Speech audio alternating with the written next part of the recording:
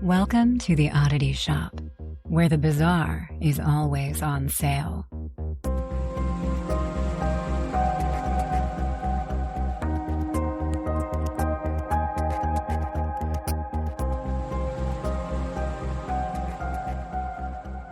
Hey, welcome in, you oddballs. I'm your curator, Kara, and this is the other curator, Zach. We were just talking about shoving raisinets up our nose, so...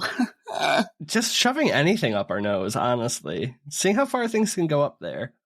This is the Oddity Shop podcast where we talk about creepy, odd, weird, strange stories and how far you can put things up your nose without them getting lost forever. Mm-hmm. If you want to know how far you can put an Apple Watch band, DM Zach. I don't know why. I was bored. I was distracted. I stuck it up there and it went like a good 2.5. It was one of those things where I didn't mean to do what I was doing, right? It just started to happen. But then I got fixated on it and I'm like, it went up further than I thought. So then I was measuring it. It was almost 2.5 inches. I could stick an Apple Watch band. Here's the thing. I just witnessed it. So. I was proud of myself, so I had to show her. All right. Well, what's new other than that? I bought myself a Christmas gift. Me too. For you. I guess it's January 11th, so it's later than we should be talking about Christmas. But I bought myself a wireless, cute-ass keyboard. Right? The couple red buttons on it. It's very sleek. It's very minimalist, but it also is Doesn't it light up or something? Just looks clean. Yeah, see? It doesn't look lit up. Oh, okay. Can it change colors? Can it? Yeah. Oh, I only have it on the white mode right now. Okay. But I don't remember the controls. There's a way to change it to rainbow colors and shit.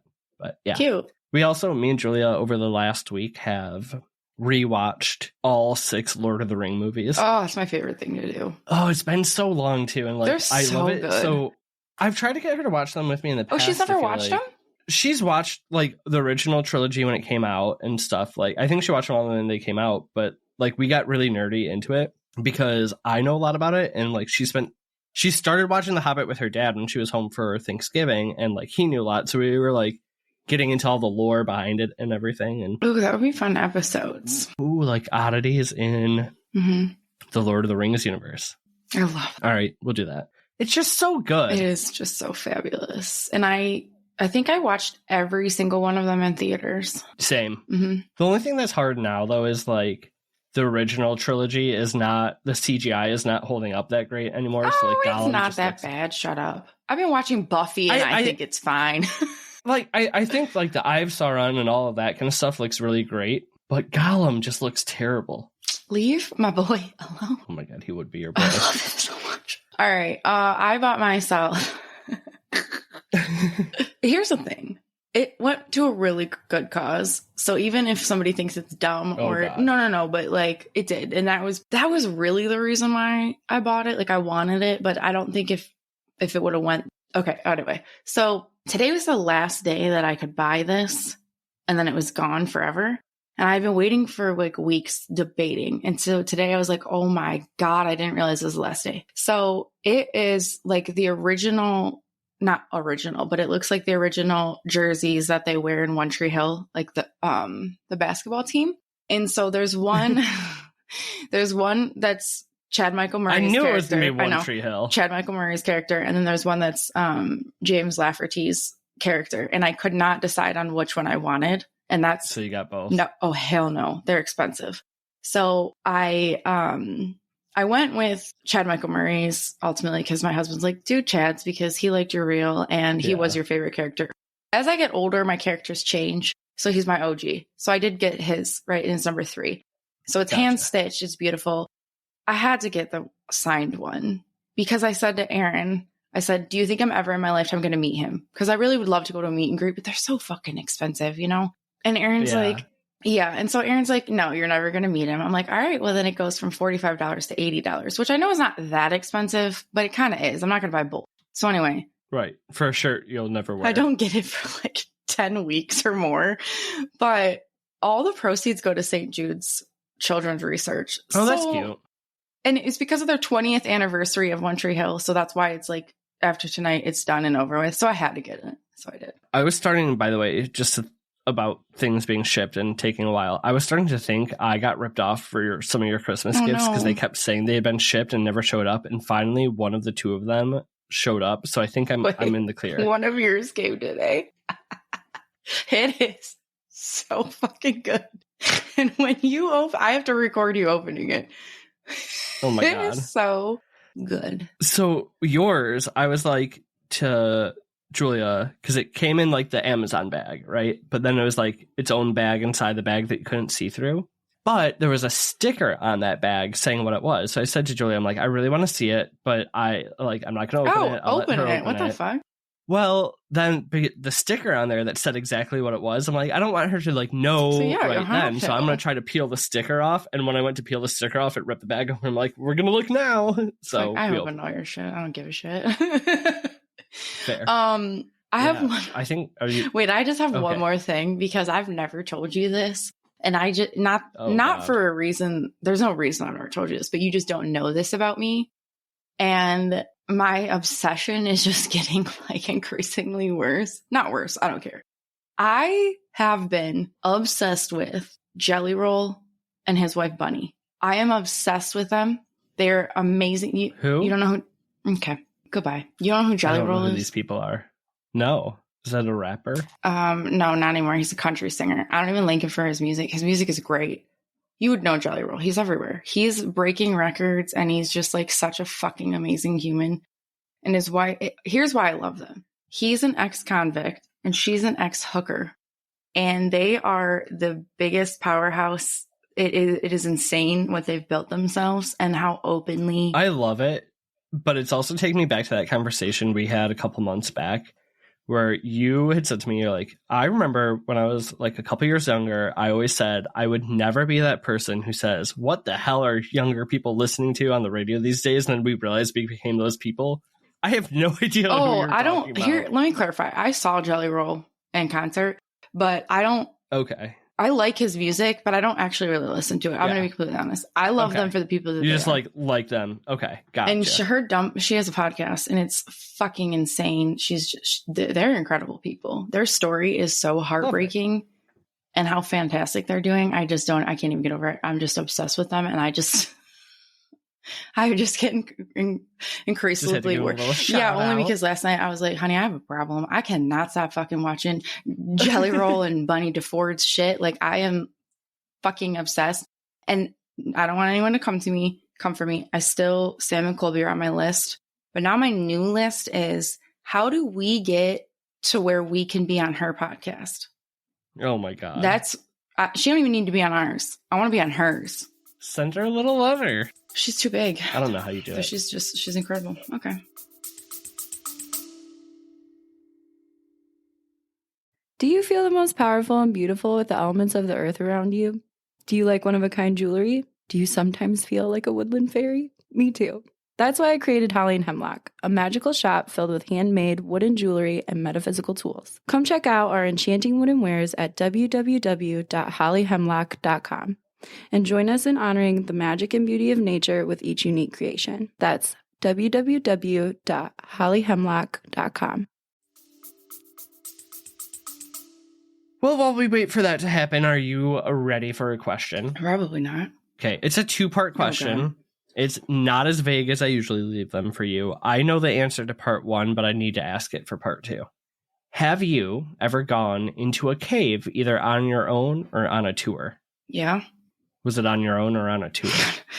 That's actually... Now I'm just adding, because you gave me only one word. Now it's a three-part question. On tours I've gone... Have I ever gone on by myself? Probably, when we've been exploring places. Okay. I don't want to hear this story. I'm done with it already. I haven't even finished asking the damn question. I'm already done. I'm gone. I'm not participating. What's the creepiest thing you've ever encountered on a tour of a cave? Do you know the answer to this? Because I don't. I said I knew the first part. I don't know the second part. I don't know. They're all kind of creepy.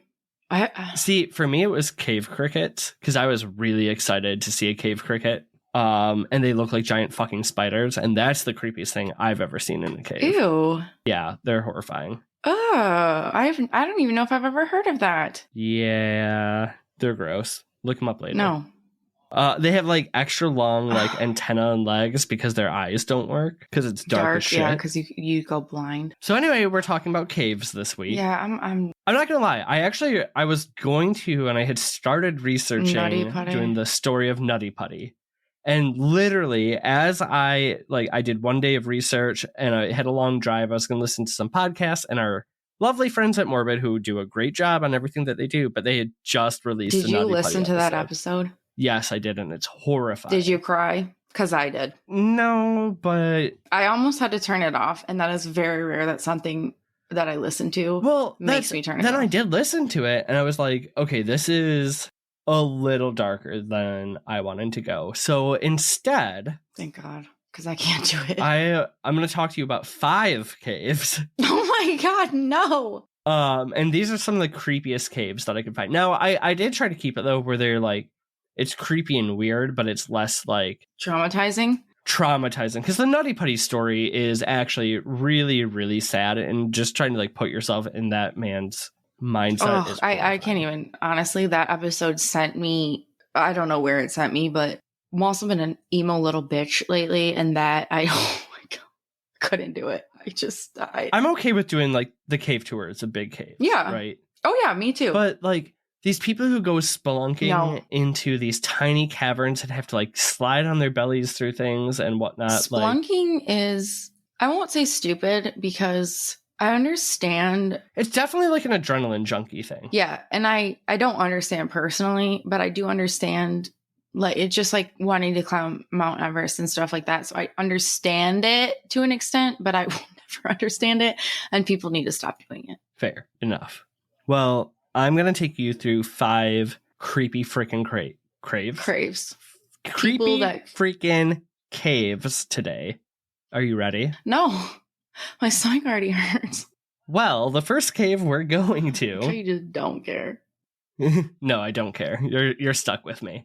Is the Buffalo Cave. Okay. And we have to start with a little bit of a backstory. The story starts with buffaloes? A man named...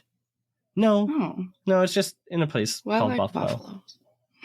Actually, it's not even in a place called Buffalo. It's a Buffalo Cave in Du Bois, Idaho, but whatever. Idaho? Right. No, Idaho. Remember we bought shirts that said that? Yes, stupid. Okay, so our story starts with a gentleman named Joseph Henry Loveless. Loveless? He was born in 1870 near Du Bois, Idaho. He's kind of reckless. Like he has a criminal career life. He's arrested and escapes jail multiple times. And every time he does, he basically just picks a new name and takes a new wife. So he's not loveless. I mean, good for him. I mean, I don't think he has much love to give. But he ends up marrying a woman named Agnes after escaping one time. I think love that name. She was his 3rd wife, I believe. How old is he? Well, he was born in 1870, and this story is in 1916, so he would be 46. All right, 3rd wife at 46. Okay. So May 5th, 1916, him and Agnes are reported by their neighbors to have a very loud fight. And in a rage that evening, Mr. Loveless takes an axe and murders his wife. Yeah, basically a very Lizzie Borden-esque murder. Wait, but I don't think Lizzie did it. I don't know. Yeah, well, that's a whole different thing. Anyway, so his 2 kids are home and awake at the time that he actually murders Agnes. He's obviously quickly arrested and taken to jail. Yeah, terrible. And at her funeral, one of the children is quoted saying, "Papa never stays in jail very long. He'll be out soon." Oh, ooh, I don't like that. 2 days later, May 18th, or not 2 days, because he kills her on May 5th. So 13 days later, May 18th, 1916, 5:30 p.m., he successfully breaks out of jail by sawing through the bars while he has a buddy distract the guards. So you probably meant 2 days after her funeral. Yeah. Oh, I don't like that. So anyways, we're going to fast forward. That was 1916. Now it's 1979, and a family near Du Bois, Idaho, is out exploring the Buffalo Cave system. They're looking for like arrowheads and other like kind of artifacts and stuff and just kind of searching through. So it's a mom and dad and a young daughter. So the young daughter kind of like runs ahead, and after digging around, she discovers, wrapped in burlap, the remains of a torso. Why did she open that? Well, I think I would. No. I mean, she was looking for stuff, right? This is like a huge mystery and actually remains until 1991. So that was 79. 1991, March 30th, another girl exploring the cave system finds a mummified hand wrapped in burlap. So now investigators are like, we're opening this case again, and they start to just excavate the entire cave system. They also find an arm first, a second arm, and then 2 legs, all wrapped separately, buried apart from each other, wrapped in burlap. So the local authorities bring in like anthropology students, they call the FBI, and then experts from the Smithsonian to help identify the remains. They were able to identify that it was a man around the age of 40 who had been likely wearing a maroon sweater. And they're like, oh, well, he's been here for at least 6 months, but possibly up to 10 years or more, which is stupid.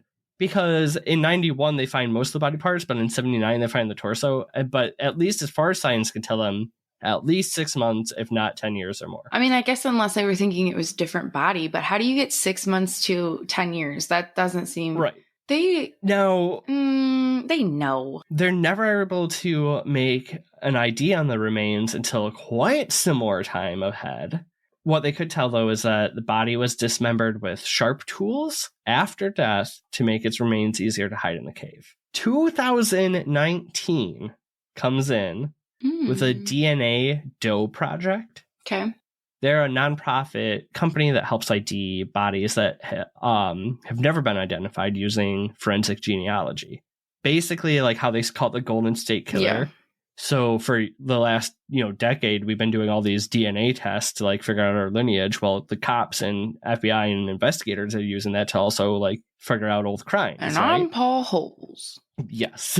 So they're able to identify that the body came from a family of Lovelaces. This is okay. I like that you're giving me like murder at least. Right. Further, they go back and start to look for missing people from that family, and they find the wanted poster explaining what Joseph Henry Loveless was wearing when he escaped jail, which was a maroon sweater. Ooh. So they're like, well, this is probably who it is.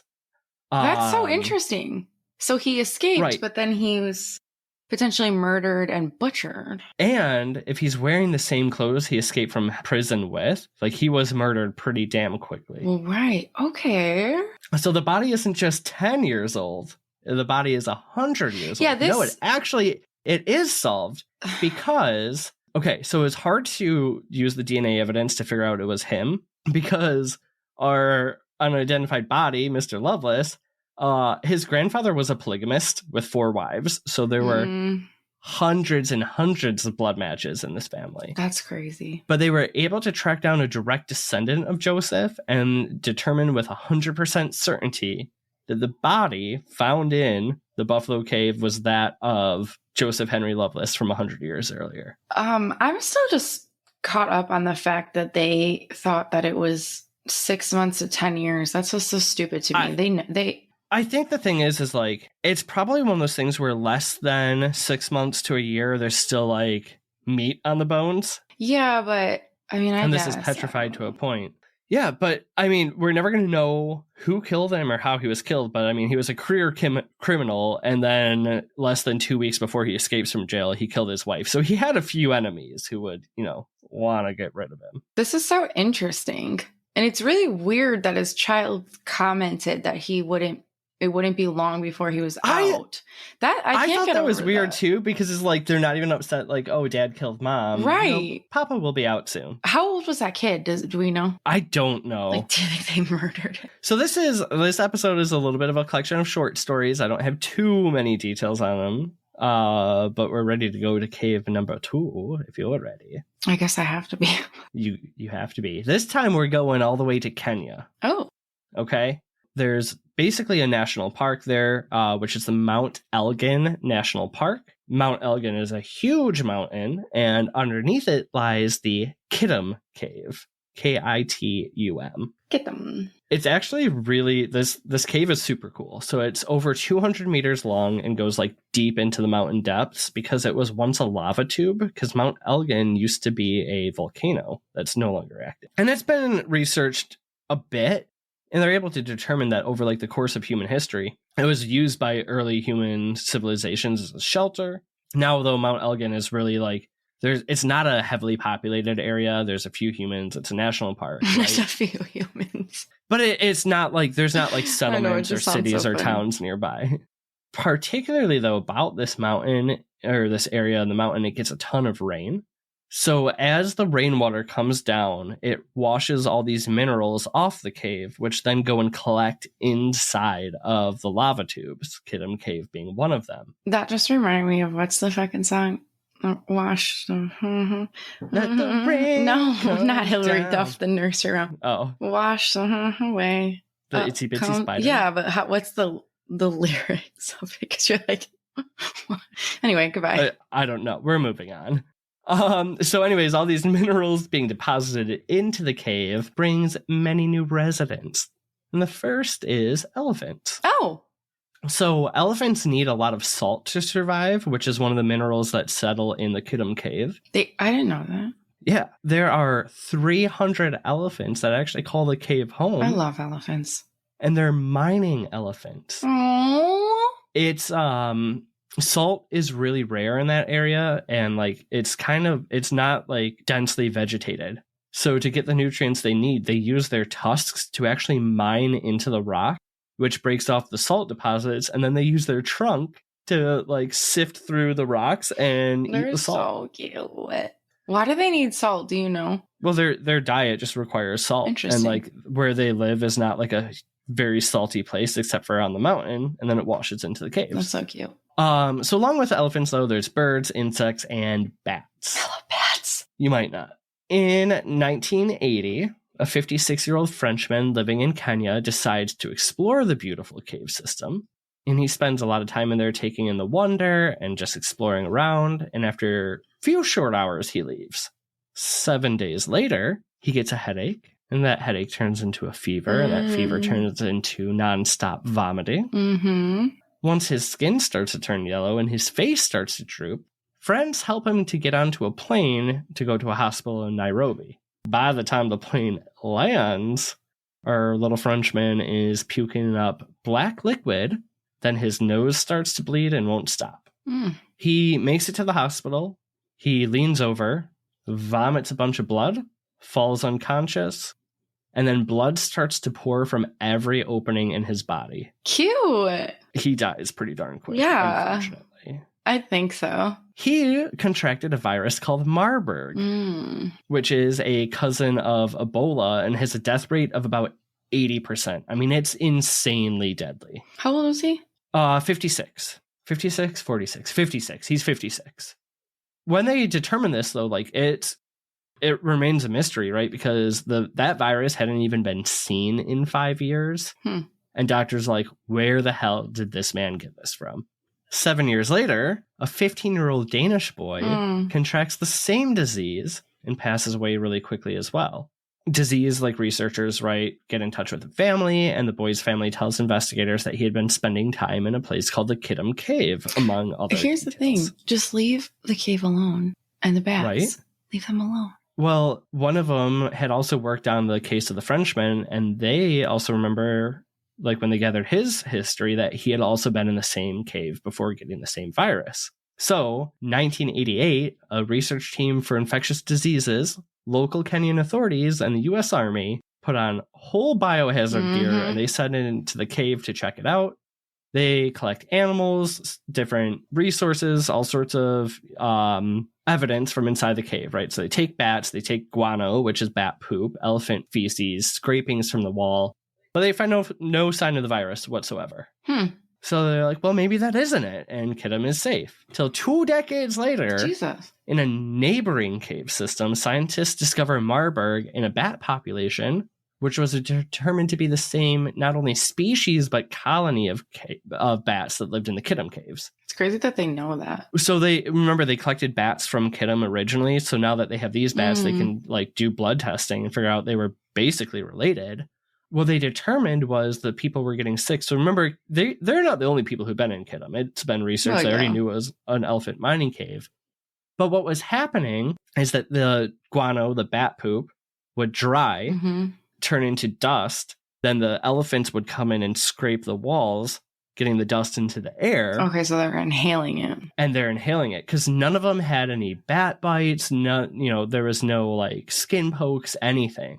So lurking in the depths of the Kitum Cave is not only some beautiful sights and amazing animals, but it's literally a hot spot of deadly disease that could kill you within a week. Okay, now is it still unsafe, they're saying? Yes. Oh, interesting. So not only is it proven to have at least the Marburg virus, but scientists and infectious disease experts have been doing a lot of research, and they've actually basically traced the beginning of Ebola to the Mount Elgin region. In fact, more than one case have been linked to the Kitum Cave as well as the Marburg. And while there's not enough evidence to prove it right now, many believe that this cave is actually the birthplace of the Ebola virus that's caused like just utter devastation throughout Africa and is like a super, super infectious and deadly disease. Ugh. Yikes. Do they let people still explore at their own risk, or no? Is it like... I don't think it's like officially closed off or anything, but everyone around there know. It's like, hey, you can go into this hole in the ground, but you might die in a week. Are you going to risk that? Right. Well, hell no. Yeah. All right, so that's cave number 2. I told you it's not as bad as Nutty Putty. Nutty Putty is just horrible in another way. This is just like creepy, weird. Well, Spelunking is just what fucks it all up. Yeah, I tried to stay away from that because most of the stories I tried to find on it were just horrifying. So now we're going to the Cave of the Winds in Manitou Springs, Colorado. Have you ever heard of this one, or does it sound familiar to you at all? No. To me, it did at first, and like it hit me at the end on why, and you're gonna maybe laugh a little bit. But discovered in 1881 by George and John Pickett, this cave system in Colorado is actually over 1 million years old. And you know me, we're going to get some Native American story in here. It's named Cave of the Winds because early Apache Indians believed that it's where the Great Spirit of Wind resided. So, as the Pickett brothers first make their way through the caves, the candles in their lanterns would flicker strangely as if a wind was blowing, but they didn't really feel it. So intrigued, though, they went deep into the limestone caves and discover this huge chamber in there.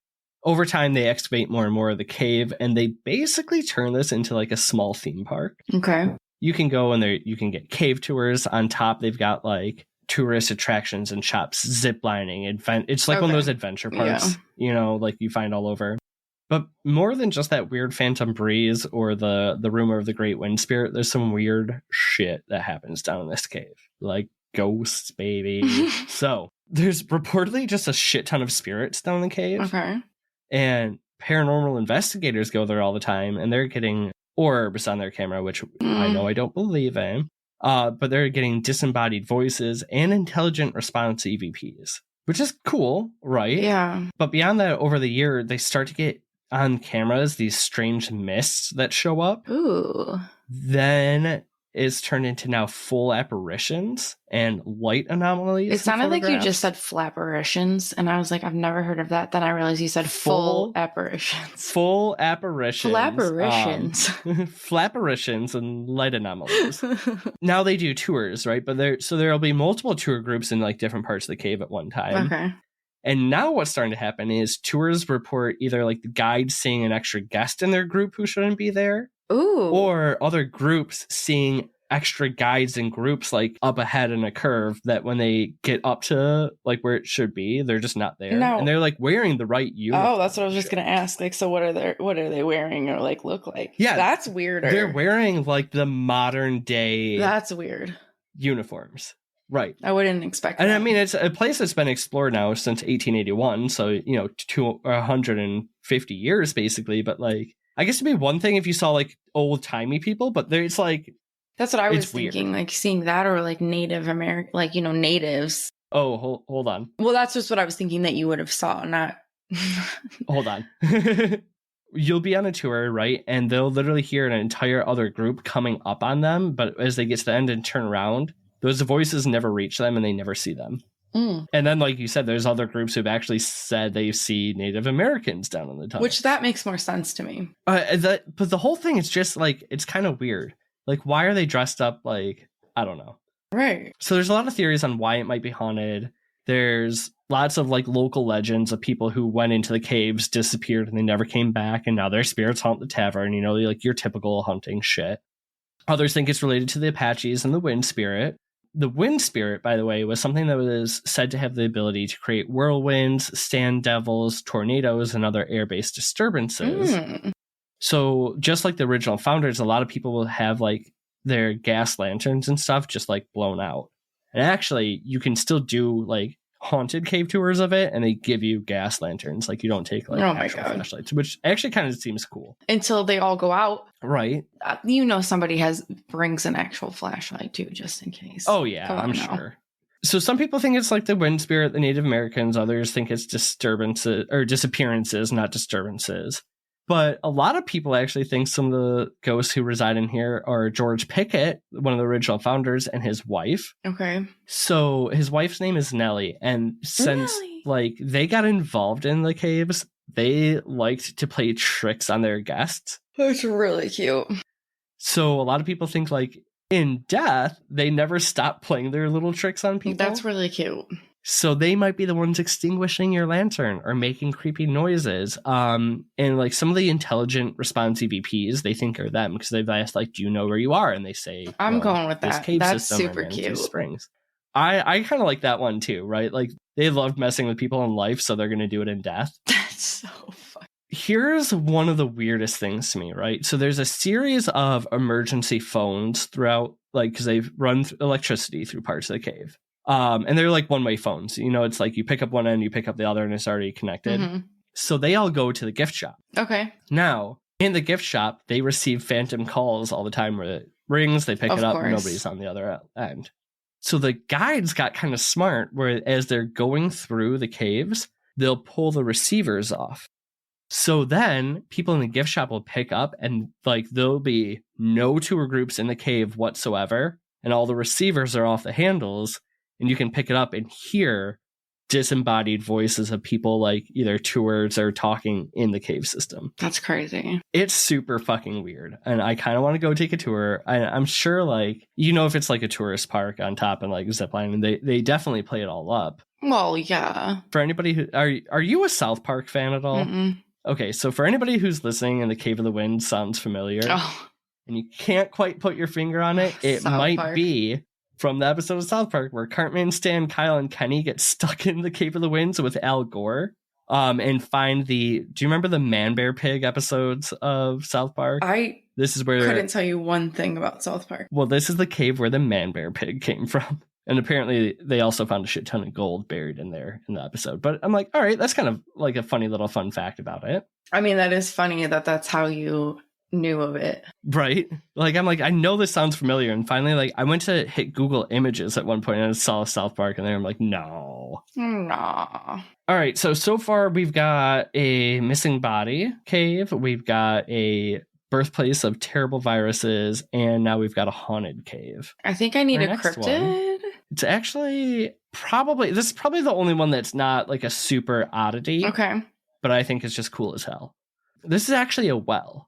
Oh. Have you ever heard of Chichen Itza? Chichen Itza. That sounds really familiar. It's in the Yucatan Peninsula of Mexico, and it's like the ruins of a great Mayan city. It's the pyramid. Okay.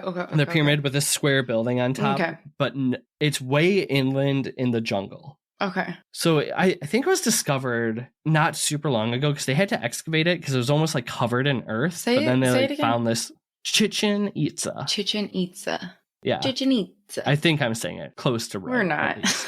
But the pyramid, so it's a Mayan city, but in the middle of that pyramid is called El Castillo. But you've seen it. It's the pyramid in the jungle. It's like 4 sides. In the middle of each side, though, are like actual regular steps going up to like a square room. Yeah, I think I know. I'm going to look it up, though, but I'm pretty sure I know what you're talking about. So while you're looking it up, it dates back to like between the 8th and 12th century AD. It was a Mayan temple to their feathered spirit deity. Not really sure more than that. A feathered spirit deity? Yeah. Okay. Or serpent, feathered serpent. So almost like kind of dragon-esque. Okay. Oh, yeah, I know. Which that's also a whole nother oddity about how all these ancient civilizations all came up with dragons on their own. Kind of makes you think they existed, but... They did. Hello. Right. Like I said, you could do an entire episode on that. You could do an entire episode on the city, but we're talking about what's going on beneath the ground. So it was a really big mystery for a long time of like how Mayans got their water, because a lot of their settlements were not built near the ocean. They were built like back into the jungle, not really close to a river or whatnot. So historians were kind of confused for some time. But in 1966, they started to discover the Mayans' water source, which is there's a series of sinkholes and wells that would fill up with water during like the rainy season. And they're all connected below ground between like hundreds and hundreds of tunnels. That's so insane. So the rainwater would like erode the land and then down into the land, creating all these tunnels where all the water would collect. And as, you know, the water table would fill up, they'd have water. And then in times of drought, the water table would go down in order to leave the watering holes empty. That's just so crazy. It's wild. And I'm kind of jumping ahead, but I'm going to say it now. You know, the Mayans basically disappeared and nobody understands why. They're like one of the lost civilizations. Yeah. Well, they think it was actually a very long drought and all these wells and sinkholes dried up, which led to their like downfall. Anyway, researchers noticed when one of these sinkholes were empty that 80 feet below the ground, all the holes and wells are connected. Not only that, because we've already said that, that's not the weird part. What they found inside is shocking. So during the dry times, the Mayans would actually make use of the cave system, not only to live and to escape like jungle sun, but they found ritual sites and other temples to different deities, one being Balamku, the Jaguar god. Jaguar god? Yes. I want that title. What is this called again? It's called the Balamku Well. They found a tunnel that you almost have to crawl on your belly through. I'm only giving you one of those, I promised you. That led to 7 chambers dedicated to Balamku and also the god of rain. I'm going to say it wrong. Tlaloc. Tlaloc. Tulloch. Right. So to get to these chambers, though, like you really have to like belly crawl a long way. But now they're finding ritual objects down here. So they're finding vases, incense burners, decorated plates, like all these things that people would offer up to that's so these deities to bring rain. Incredible. Well, the incredible part about it is like water preserves things really well and they're never directly let out to sunlight. So they have all these ancient Mayan artifacts that they've started finding from over 1,000 years old that are like some of the best preserved historical artifacts of all time. Like, I want to be the person that finds this incredible shit. Well, yes and no, because then you'd also have to go down into the caves. True. So why did they move into the caves? Well, we kind of touched on it. There was a big drought. This lasted from 700 to 1000 AD, a 300-year drought. Dang. Wait, what the fuck? Yeah, that the Mayans traveled down into the cave systems and kept trying to appease the gods. Okay.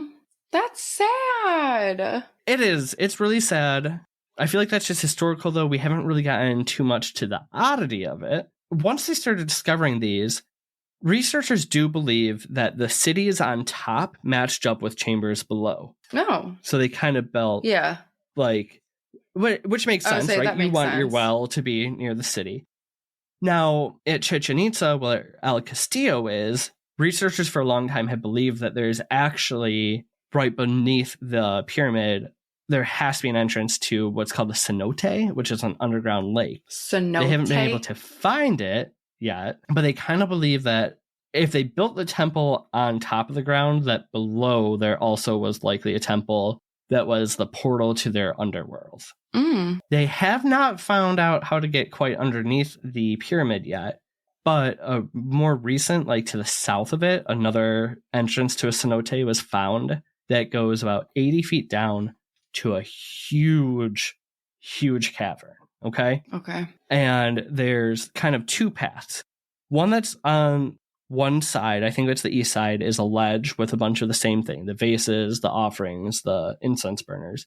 The other side, you kind of go over a berm, right? So the water would have to get to a certain level to even fill this other passage, and leads down to another chamber.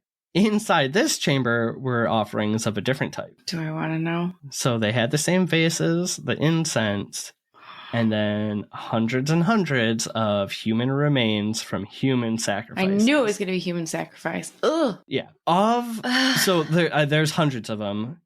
Of the sacrifices they were able to kind of find and go through here, right, 80% were from the ages of 3 to 11 years old. Oh my God. So it's children's sacrifice. Oh. Yes. I found one quote from a researcher who said it's hard to understand why they sacrifice children, but we have to stop and think about maybe the health status of those children. From the way I don't know, obviously they couldn't tell how they were dressed or anything, but they were able to determine they came from a low stratum of society. Okay.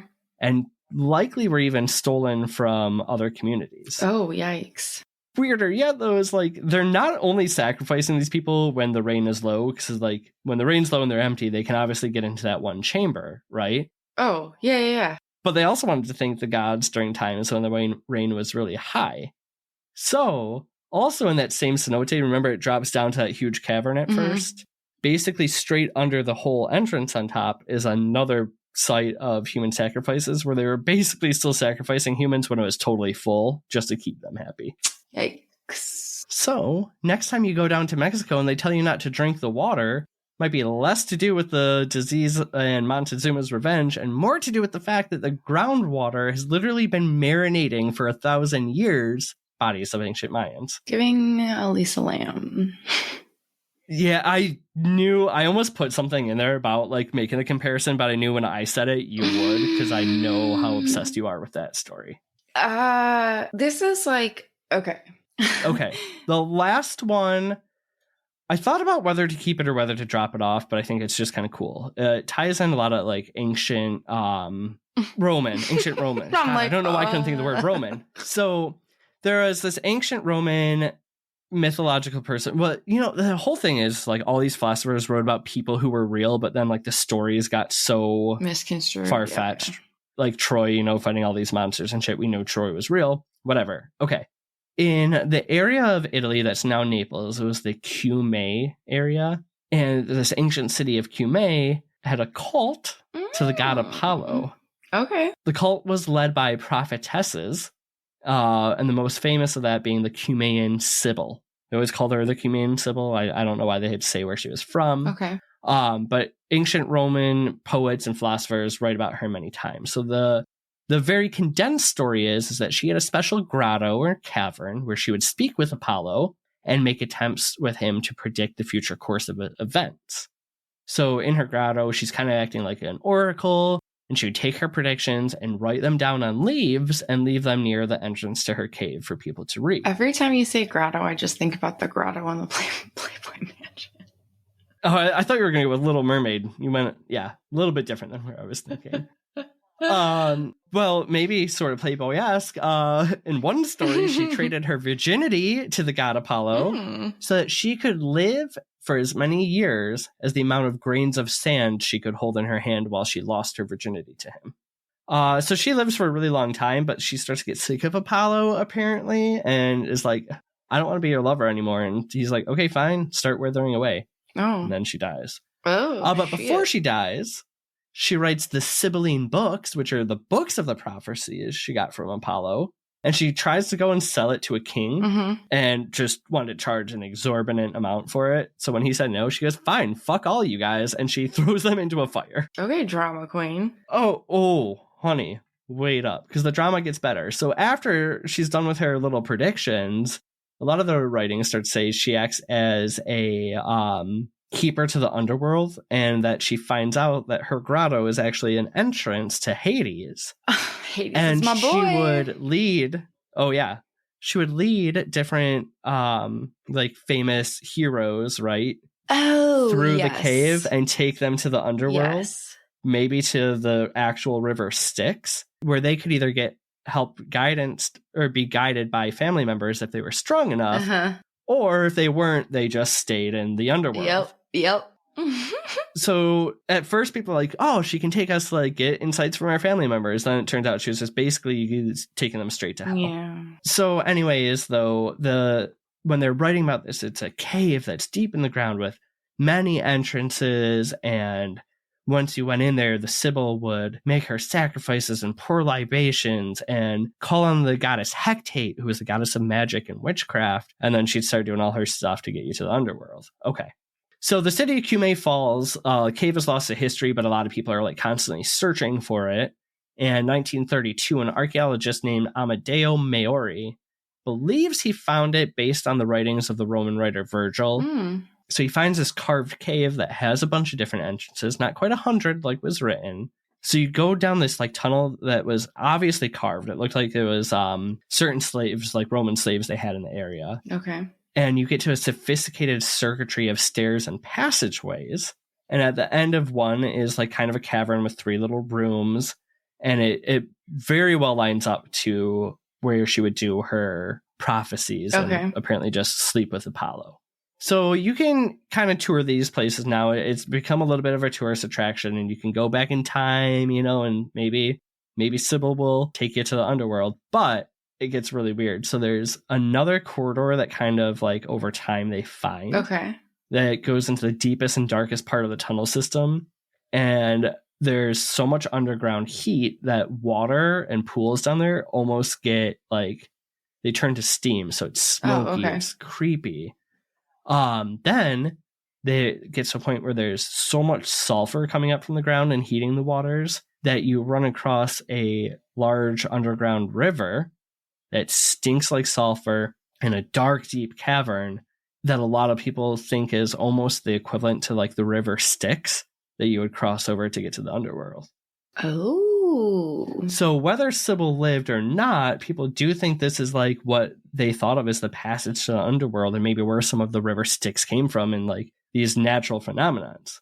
So you can go past there, and then there's a whole bunch of other passages that they know of that are all blocked with rocks and rubble. Wow. Now, I don't know about you, but as human beings, we should never fucking open these passages. Absolutely like, there not. are just some things. Absolutely not. Whether this is the right cave or not, and whether it's the portal to the underworld, ancient Greeks and ancient Romans knew of a lot of shit going on this planet that I don't think we understand. And after hearing like the stories of the Nutty Putty and Spelunking, or some of the ones we've talked about today, I don't care what's down there, whether it's a disease or the actual underworld or any of this other crazy shit that it could be in caves. I think we should just leave it closed.